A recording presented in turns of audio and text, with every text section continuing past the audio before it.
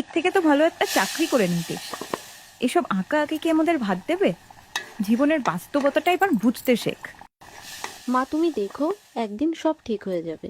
সেসব তো অনেকদিন ধরেই শুনছি, কিন্তু কাজের কাজ তো কিছুই করতে দেখছি না। মা হয়তো ঠিকই বলে, এসব ছবি এঁকে আর কিছু হবে না। তুমি দেখছো তাকে, ভাবছো যাকে, সে আসল মানুষ নয়।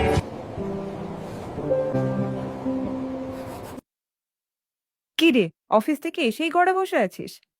সারাদিন যদি নিজেকে একটা ঘরে বন্ধ করে রাখিস, কি বলবে মানুষে তোকে?